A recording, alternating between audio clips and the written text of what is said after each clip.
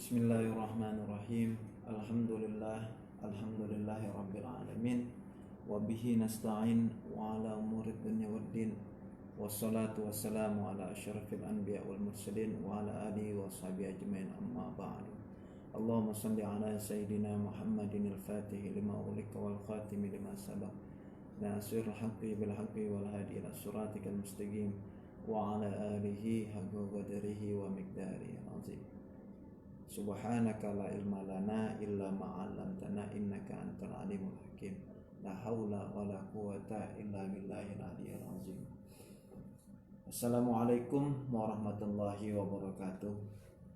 Mitra JC dimanapun berada, alhamdulillah segala puji bagi Allah Subhanahu wa ta'ala yang telah memberikan kita banyak sekali nikmat, khususnya yaitu nikmat maknawi dan juga nikmat hissi.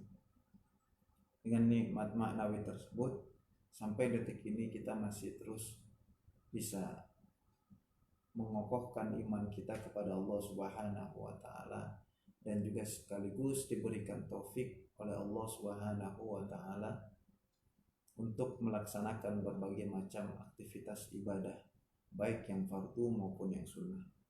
Maka hendaklah kita selalu bersyukur kepada Allah Subhanahu wa ta'ala, baik melalui lisan, kemudian melalui perbuatan, kemudian juga melalui hati. Dan juga salah satu nikmat yang lain yaitu nikmat isi. Alhamdulillah detik ini kita diberikan kesehatan oleh Allah Subhanahu wa ta'ala, sehingga kita bisa melakukan berbagai macam aktivitas.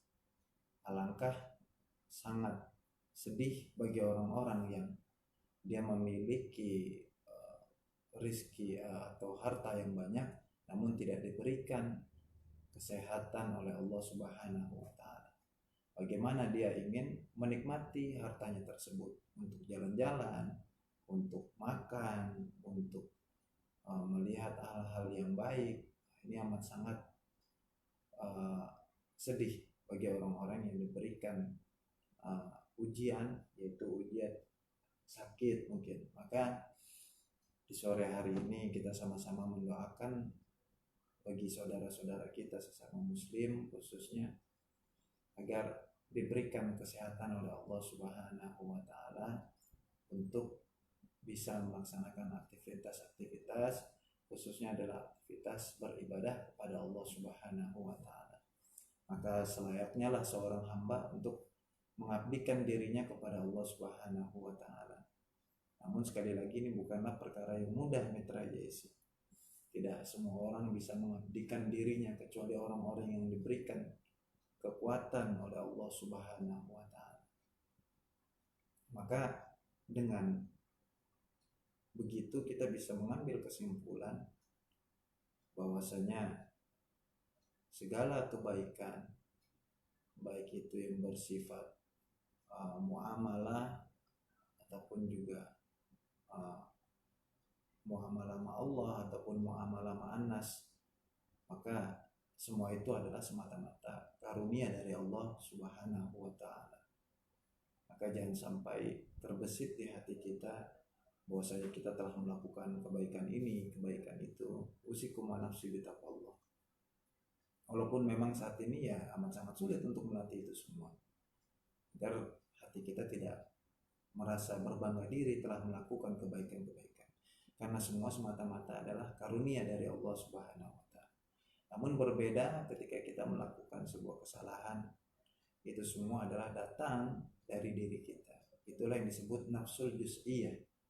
Dalam kitab Tawdihul Adillah, yaitu salah seorang mufti Betawi menjelaskan tentang bahwasanya di dalam diri manusia ini terdapat nafsul juz'iyah, atau bagian yang memang dari kehendak dirinya sendiri. Ini disebut kehendak juz'iyah. Oleh karena itu, jikalau kita melakukan perbuatan buruk, sandarkanlah kepada diri kita. Namun jikalau kita melakukan kebaikan, baik berupa kebaikan sosial ataupun juga kebaikan ibadah khususnya, maka sandarkanlah bahwa itu semua adalah pertolongan dari Allah Subhanahu wa ta'ala. Maka dengan begitu insya Allah kita akan terjaga dari sifat ujub, yaitu berbangga diri atas kebaikan-kebaikan yang telah kita buat. Mitra JC yang dimuliakan oleh Allah Subhanahu wa Ta'ala, mungkin ini adalah episode pertama setelah beberapa bulan mungkin kita libur atau juga off dari program ngeteh, yaitu membahas tentang hidayah. Maka hari ini insya Allah kita akan mulai lagi untuk sama-sama kita belajar menggali sisi keilmuan atau juga hikmah-hikmah yang terpendam dari kitab kecil ini. Semoga dengan itu semua bisa menambah kualitas hidup kita, memperbaiki kualitas hidup, kemudian juga menambah kualitas ibadah kita, kemudian juga lebih hati-hati di dalam menjalani kehidupan di dunia ini. Dan juga yang saat ini mungkin sedang beredar mitra JC tentang masalah COVID-19. Nah, kita sebagai seorang muslim, sebagai seorang mukmin, maka hendaklah berkeyakinan gitu bahwasanya tidaklah yang mematikan diri kita ini melainkan Allah Subhanahu wa Ta'ala. Namun keyakinan tersebut diiringi dengan ikhtiar kita terhadap Allah Subhanahu wa Ta'ala, yaitu dengan memakai masker. Sekali lagi kami mengingatkan, nah ini adalah sebuah perintah yang mana di Al-Quran jelas gitu, kita untuk menaati seorang pemimpin, ati Allah wa ati Rasul wa ulil amri minkum. Hendaklah kita menaati Allah, kemudian Rasul kita Nabi Muhammad SAW, dan para pemimpin-pemimpin kita, selama yang diperintah ini memberikan kemaslahatan bagi kehidupan kita di dunia. Namun jikalau perintah tersebut memang memberikan mudarat, apalagi bertentangan dengan perkara-perkara syariat agama Islam, nah ini ya boleh tidak kita ikuti gitu. Seperti misal ada mungkin pemerintah yang melegalkan tempat-tempat prostitusi. Nah ini ya perkara yang memang kita tidak boleh untuk mengikuti hal tersebut, bahkan kalau bisa dihindari. Kemudian bagaimana? Ya sudah, ini tanggung jawab pemerintah, karena dia diberikan kekuasaan oleh Allah, dan ya dia suatu saat nanti akan dihisap. Bukan hanya sekedar pemerintah, kita pun juga nanti akan dihisap dari harta kita. Kemudian bagaimana kita menggunakan harta kita dengan sebaik-baiknya, kemudian bagaimana kita mensyukuri nikmat Allah yang telah Allah berikan kepada kita. Ini semuanya akan dihisap. Nah, namun perkara untuk memakai masker ini adalah perkara demi kemaslahatan bersama. Jikalau beberapa orang mungkin tidak memakai masker bisa menyebabkan mudarat bagi yang lain, nah, maka hendaklah kita mengikuti perintah ini. Saya lupa itu bisa di dalam usul fiqh, bahwasanya kemaslahatan bersama itu lebih dikedepankan daripada kemaslahatan pribadi. Jadi entah itu muslim ataupun non muslim, hendaklah kita yang mentaati perintah selama perintah tersebut demi kemaslahatan bersama. Karena toh dengan memakai masker juga ternyata banyak manfaatnya mitra JC. Salah satunya kita mulai terbiasa gitu. Seperti berkendara motor gitu menggunakan masker, yang mana biasanya memang polusi gitu. Kita lihat sekarang beberapa orang di Jakarta khususnya gitu sudah mulai terbiasa, dan sebenarnya banyak sekali hikmah dari kejadian ini. Kita dituntut untuk bisa menjadi pribadi muslim yang bersifat menjaga kebersihan, an-nazafatu minal iman, taharah. Maka di dalam beberapa kitab-kitab fikih itu lebih pasti dimulai dengan bab-bab taharah, yaitu masalah bersuci. Bagaimana misal istinja, kemudian juga bagaimana seseorang menjaga wudhu, kemudian memperbaiki wudhunya dengan baik dan benar. Kemudian bagaimana nanti ya muamalah dia di dalam kebersihan. Lebih tingginya lagi ya di dalam kitab Bidayatul Hidayah karangan Al-Imam Al-Ghazali. Maka dari itu Mitra Jesi, kita bersyukur harusnya. Dan begini kita bisa menjadi pribadi yang sehat. Lihat setiap kita mau masuk ke rumah harus cuci tangan. Bahkan sebenarnya Islam beberapa ratus abad sebelumnya sudah mengajarkan. Bahkan Nabi menganjurkan untuk kita selalu menjalankan istiqomah di dalam berwudu, daimul wudu, yaitu melanggengkan wudu di dalam kehidupan kita. Bahkan sampai sebelum tidur pun dianjurkan untuk berwudu. Di dalam berbagai aktivitas dianjurkan untuk berwudu dengan berbagai macam keutamaan. Nabi menjelaskan tentang fadilah orang-orang yang berwudu, kemudian juga orang-orang yang istiqomah di dalam berwudu, betapa banyak fadilah atau keutamaan yang didapat bagi seorang hamba tersebut. Ini apa? Untuk memancing kita gitu. Karena memang ya sudah bukan rahasia umum gitu. Kita untuk perkara-perkara yang baik itu biasanya sulit. Bahkan untuk sholat 5 waktu saja gitu kan harus dipaksa gitu. Padahal itu perkara yang wajib.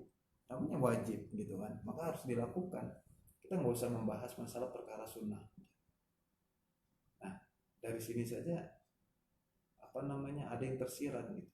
Nabi lebih mengenal umatnya. Maka tidak salah jika banyak beberapa keterangan yang menjelaskan bahwasanya Nabi itu lebih mencintai umatnya dibanding orang tua kita sendiri. Jika orang sudah mencintai sesuatu, maka dia lebih mengenal orang yang dicintai tersebut. Makanya kita sekali lagi beruntung dipilih oleh Allah untuk menjadi umat Nabi Muhammad SAW dengan berbagai macam keutamaan dan fadilah. Maka dengan keutamaan tersebut berharap kedepannya kita nanti akan semangat di dalam beribadah atau melakukan aktivitas-aktivitas syariat agama Islam. Karena Nabi ketika Isra Mi'raj mungkin sudah melihat itu bagaimana kondisi umatnya nanti di akhir zaman. Oleh karena itu ya banyak keterangan-keterangan kondisi di akhir zaman akan seperti ini, seperti itu, dan berbagai macam lah. Banyak beberapa ustaz-ustaz atau para ulama yang menjelaskan, para habaib yang menjelaskan tentang perkara tersebut. Maka kembali lagi kita bersyukur dengan begini kita menjadi pribadi yang lebih bersih lagi, lebih hati-hati lagi terhadap hal-hal yang bisa menyebabkan kita kepada kemudaratan. Ini jika diterapkan dari dulu kan wah alangkah indahnya gitu. Orang-orang di Indonesia ini orang-orang yang bersih, selalu cuci kaki, cuci tangan setiap ingin melakukan segala sesuatu gitu kan. Bahkan Nabi sudah menganjurkan jauh-jauh hari gitu kan. Dengan wudhu salah satu, kemudian makan harus dianjurkan salah satu sunahnya adalah mencuci tangan. Ya, tadi untuk menjaga kesehatan tubuh. Nah, dengan begini, dengan pembahasan seperti ini dan banyak beberapa ulama yang menjelaskan mungkin tentang hikmah-hikmah dari COVID-19 ini, semakin menambah kecintaan kita kepada agama kita dan memberikan kita semangat untuk beribadah kepada Allah Subhanahu wa taala dan juga meyakini apa-apa yang telah dibawa oleh Rasulullah sallallahu alaihi wasallam. Karena di program ini Bang tidak membahas lebih spesifik tentang masalah COVID Mitra Jesi. Karena mungkin sudah banyak beberapa orang yang membahas dan mungkin sudah melebihi dari cukup pengetahuan tentang COVID, hikmah di balik COVID. Tugas kita adalah saat ini bagaimana terus memperbaiki kualitas ibadah kita. Karena tidak menutup kemungkinan gitu. Tidak menutup kemungkinan yang sekarang kita sehat gitu kan bisa melakukan aktivitas ya kalau Allah menakdirkan kita untuk terkena COVID gitu. Aduh ini yang mungkin beberapa kita tidak berharap. Ya nauzubillah gitu. Maka minimal kita sudah memiliki bekal yang cukup. Maka jangan sampai kita terhipnotis dengan keadaan atau terkelabui dengan keadaan yang begitu panik ini sehingga akhirnya kita malah mengandalkan diri kita sendiri, ikhtiarnya lebih besar dibanding kita tawakal kepada Allah Subhanahu wa taala. Malah harusnya tawakal kita kepada Allah, memohon perlindungan kepada Allah ini lebih besar. Bahkan ya 75% lah. Ikhtiar kita 25, cuci tangan, kemudian memakai masker, kemudian tidak berkumpul di tempat-tempat yang melebihi batas maksimal yang sudah dijelaskan mungkin oleh pemerintah, dan juga menjaga jarak. Banyak sekali hikmah dengan tidak berkumpulnya kita ini, mengurangi kenaikan gibah di tempat-tempat kita. Biasanya kan orang kalau berkumpul gitu saling membicarakan orang lain ya, bahkan yang ditakutkan adalah sampai dia menggibah orang lain, menfitnah. Ini nauzubillah. Maka dengan kejadian ini alhamdulillah, lagi-lagi akhirnya kan banyak beberapa orang yang tinggal di rumah, membatasi pembicaraan gitu, kemudian membatasi pergaulan. Ini alhamdulillah. Inilah bagaimana kita kadang tidak mengetahui apa yang Allah inginkan, atau kita lebih sering, bahkan sangat sering gitu, bersuuzon kepada Allah Subhanahu wa Ta'ala. Maka sebagai seorang mukmin hendaklah kita selalu berhusnuzon kepada Allah, bahwasanya yang Allah berikan ujian ini semata-mata adalah yang terbaik buat kita. Maka tidak ada sedikit pun keburukan bagi Allah Subhanahu wa Ta'ala, dan tidak ada sedikit pun kesalahan bagi Allah Subhanahu wa Ta'ala. Allah adalah zat yang maha sempurna, zat yang lebih mengetahui keperluan hambanya dibanding hamba tersebut. Maka disebutkan Al-Alim, amat sangat mengetahui dibanding diri kita sendiri. Walaupun memang mungkin di beberapa antara kita banyak yang mengeluh tentang masalah ekonomi, kemudian juga beberapa masalah-masalah lain, sulit ini sulit itu, kemudian pemecatan karyawan, namun Allah lebih mengetahui. Maka hendaknya kita sebagai seorang muslim selalu berhusnuzon kepada Allah atas ujian ini. Nah, Mitra JC, tadi sedikit intermezzo tentang masalah COVID-19.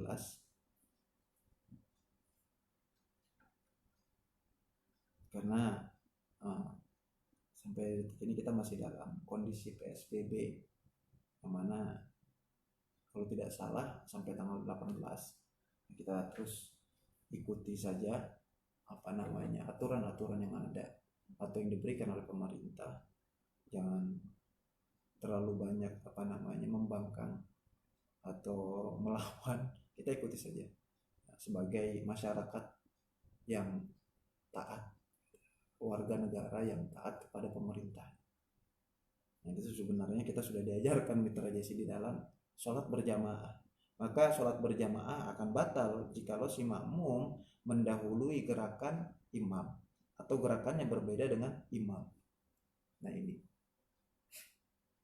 inilah filosofi kita seorang muslim atau mukmin melaksanakan sholat berjamaah. Begitupun dalam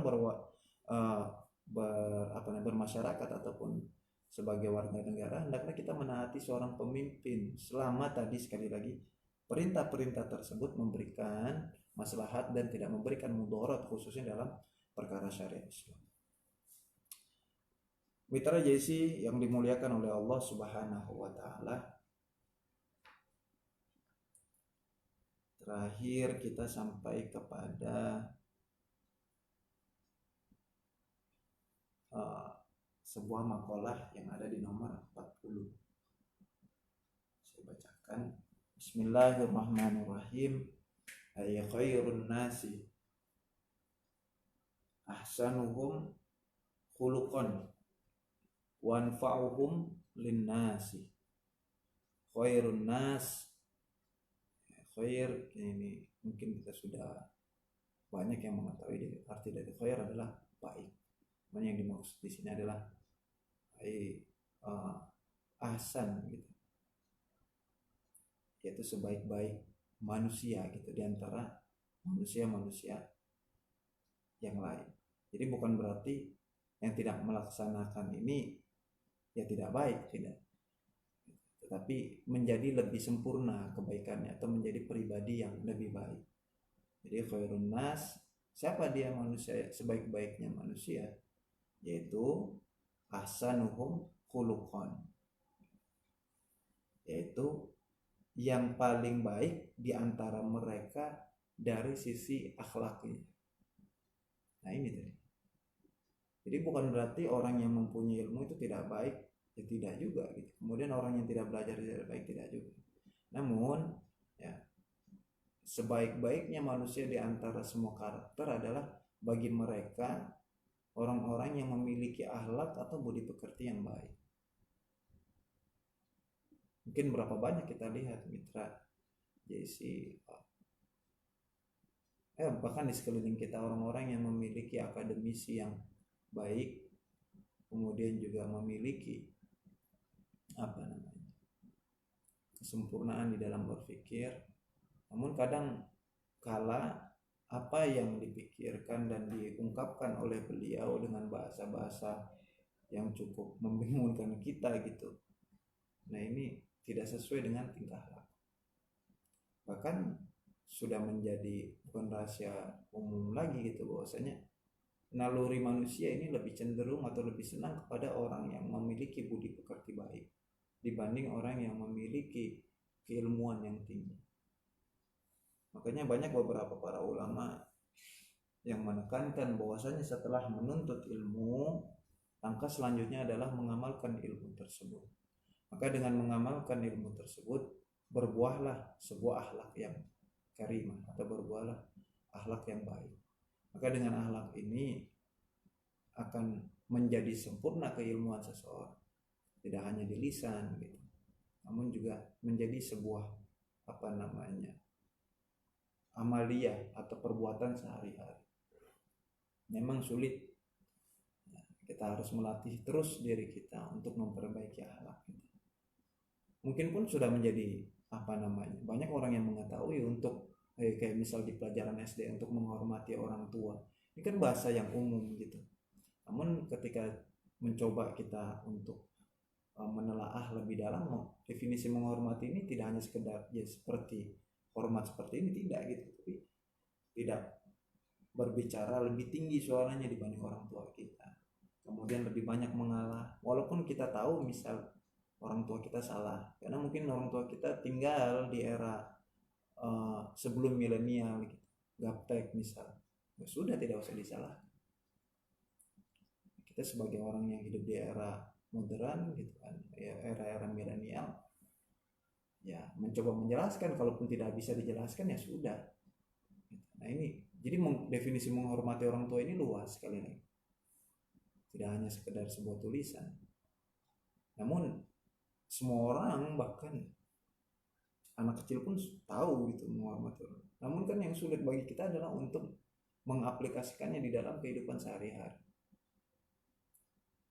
ya kan? Bahkan ya berapa banyak gitu anak-anak yang disekolahkan ketika sudah lulus kuliah, mungkin sudah lulus sekolah, malah bukan semakin baik akhlaknya kepada orang tua, malah semakin sering melawan kepada orang tua. Nah ini tadi ya memang sulit gitu untuk mempraktekannya di dalam kehidupan sehari-hari. Mungkin sudah menjadi cerita yang umum tentang kisah Uwais Al-Qarani. Ini salah seorang wali besar yang berasal dari Yaman, yang memang hidup sebenarnya sezaman dengan Rasulullah, namun tidak bertemu dan duduk bersama Rasulullah. Maka dia tidak tergolong dari tidak termasuk dalam golongan sahabat, karena beberapa ulama yang mendefinisikan bahwasanya yang dimaksud sahabat adalah bertemu dengan Rasulullah walaupun dalam keadaan buta, namun dia pernah duduk bersama dengan Rasulullah SAW. Nah, di sini bagaimana Uwais Al-Qarani? Dia melayani orang tuanya, yaitu khususnya ibunya yang sudah tua renta, dengan semaksimal mungkin gitu. Bahkan sampai-sampai ketika dia ingin bertemu dengan Rasulullah, berapa kali ibunya menghalanginya atau menahannya untuk berangkat, karena ya ibunya hanya seorang diri gitu. Bukan berarti ibunya egois di sini, bukan, namun si ibu takut gitu untuk melakukan berbagai macam aktivitas, dia tidak mampu. Maka dari itu akhirnya dipermintaan beberapa kali, banjir lupa akhirnya ibunya mengizinkan untuk berangkat bertemu Nabi Muhammad SAW. Ini perjuangan Uwais Al-Qarani yang hidup sebatang kara dengan hanya seorang orang tua renta. Namun ketika Nabi menjelaskan magom beliau, yaitu posisi beliau di mata Allah, ini bahkan sampai-sampai banyak beberapa riwayat yang berbeda mungkin Mitra Jesse. Nabi menyuruh Sayyidina Umar sempat, Nabi juga menyuruh Sayyidina Ali, dan juga ada riwayat yang memerintah Sayyidina Utsman untuk meminta doa kepada Uwais Al-Qarani. Ini guru saya pernah menjelaskan bagaimana bisa seorang sahabat yang utama, yaitu sahabat 4 Khulafaur Rasyidin, meminta doa kepada orang yang mungkin di kampungnya sendiri dipandang aneh, di kampungnya sendiri dipandang sebelah mata, ya hanya seorang kumuh. Namun ketika orang tahu gitu tentang makom Uwais Al-Qarani, yaitu Sayyidina Umar bertanya kepada para penduduk Yaman ketika itu tentang Uwais Al-Qarani, maka mereka terkaget-kaget Mitra Jesse. Karena masa iya seorang yang biasa-biasa saja, namun sampai-sampai seorang khalifah meminta untuk didoakan oleh beliau, yaitu Uwais Al-Qarani, yang mungkin sudah masyhur dengan julukan tidak terkenal di bumi namun terkenal di langit. Ini karena apa? Karena berbakti kepada orang tuanya. Kayak tadi kalau kita berbicara tentang masalah akhlak, yaitu berarti kita membicarakan tentang masalah praktek atau untuk merealisasikan ilmu yang kita miliki. Jadi yang minimal kita step by step ilmu yang kita dapat diamalkan, kemudian nasihat-nasihat yang diberikan kita amalkan, walaupun tidak bisa semua langsung kita amalkan gitu. Karena berapa banyak orang tahu namun sedikit yang mengamalkan. Nah, jadi kita kembali lagi ke makalah ini adalah bahwasanya sebaik-baiknya manusia di antara manusia-manusia yang lain adalah yang baik akhlaknya. Jadi bukan yang alim, tetapi yang baik akhlaknya, budi pekertinya, tingkah lakunya gitu. Jadi kalau misalnya mau dibalik, walaupun mungkin dia bodoh, dia tidak memiliki ilmu, hanya orang biasa, namun akhlaknya di depan orang, menghormati orang lain, mengerti perasaan orang lain, bahkan mendahulukan orang lain dibanding dirinya. Ini bahkan bisa lebih mulia dibanding orang-orang yang mempunyai ilmu. Maka di dalam kitab tasawuf memang lebih cenderung menjelaskan tentang masalah akhlak. Jadi budi pekerti kita, baik terhadap manusia maupun terhadap Allah Subhanahu wa Ta'ala. Kemudian selanjutnya, sebaik-baiknya manusia ada syarat selanjutnya, yaitu wa anfa'uhum linnas, yaitu yang memberikan manfaat kepada manusia yang lain. Jadi jangan sampai kita hidup hanya untuk memuaskan hawa nafsu kita, hanya untuk mencari keuntungan pribadi, namun tidak memberikan manfaat kepada orang-orang yang ada di sekitar kita. Namun alhamdulillah setelah banyaknya pengajian-pengajian, majelis-majelis, halakoh-halakoh, banyak sekali orang-orang sekarang membuat sebuah komunitas-komunitas sosial seperti untuk gerakan anak yatim dan duafa, kemudian orang-orang yang putus belajar, dan masih banyak lain komunitas-komunitas lain yang bergerak di bidang tersebut. Ini berangkat dari wa anfa'uhum linnas, itu sebaik-baik yang bisa memberikan manfaat di antara manusia. Itu adalah sebaik-baiknya manusia, yaitu yang bisa memberikan manfaat kepada orang lain dari sisi ilmu kah, dari sisi tenaga kah, dari sisi materi kah, banyak. Jadi kita jangan sampai berkecil hati gitu, karena memang saat ini banyak lebih cenderung gitu komunitas-komunitas sosial ini menekankan tentang masalah materi, bantuan materi. Namun tidak begitu. setelah kita terjun di komunitas tersebut, banyak beberapa orang yang tidak bisa membantu secara material dan membantu secara tenaga.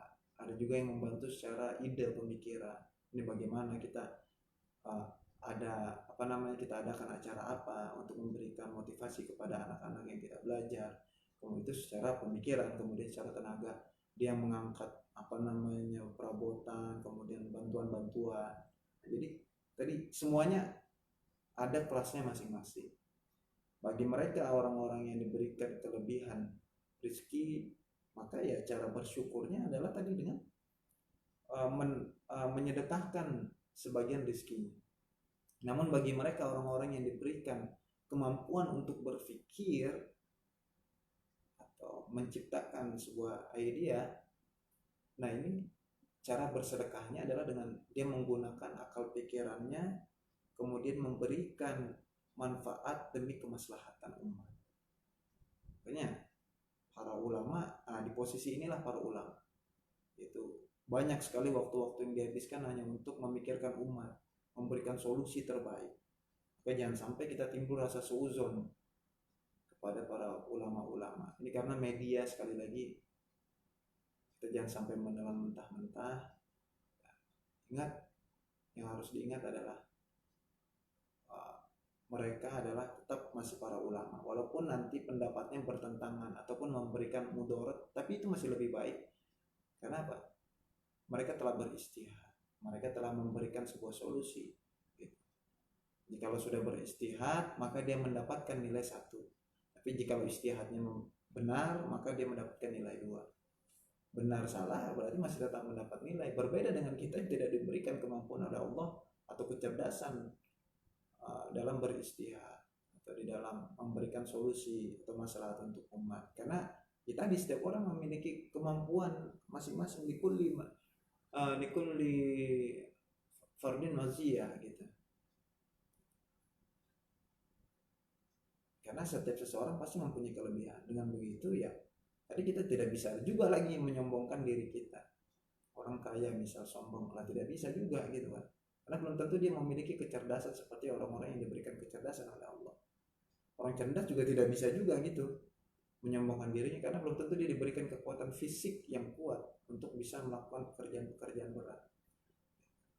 Jadi semuanya saling berkesinambungan dan akhirnya sama rata di hadapan Allah Subhanahu wa taala. Jadi oleh karena itu hendaklah kita, jikalau sudah memperbaiki akhlak kita, selanjutnya adalah syarat yang kedua adalah memberikan manfaat kepada manusia, entah itu berupa pemikiran dengan kita mengajar, minimal mengajar ikro gitu. Kemudian ya kalau misalnya lebih cenderung di dalam pelajaran umum mengajarkan orang lain tentang ilmu matematika boleh, biologi, PSN dan berbagai macam IT gitu. Karena memang itu yang dia bisa gitu dan mampu gitu. Ya berikanlah manfaat kepada orang lain. Kemudian jikalau tidak mampu juga secara materi gitu. Kalau dia memang diberikan kelebihan oleh Allah Subhanahu wa taala. Jika kalau tidak punya materi juga, kemudian tidak memiliki kecerdasan, maka ya kita bisa menyumbangkan tenaga kita untuk orang lain, manfaat untuk orang lain. Apa misalnya bisa kita lakukan? Buang sampah di kampung kita gitu. Karena memang kita bukan orang yang terpelajar gitu, putus sekolah mungkin. Ya, untuk memberikan manfaat untuk di kampung kita atau sebagai orang yang bermanfaat, kita bisa tetap kerja bakti misalnya hari-hari libur agar kampung kita tidak kebanjiran. Nah ini tadi manfaat dari sisi tenaga. Jadi jangan sampai berkecil hati. Allah memberikan setiap seseorang itu pasti kelebihan dan kekurangan, karena kesempurnaan hanyalah milik Allah Subhanahu wa taala.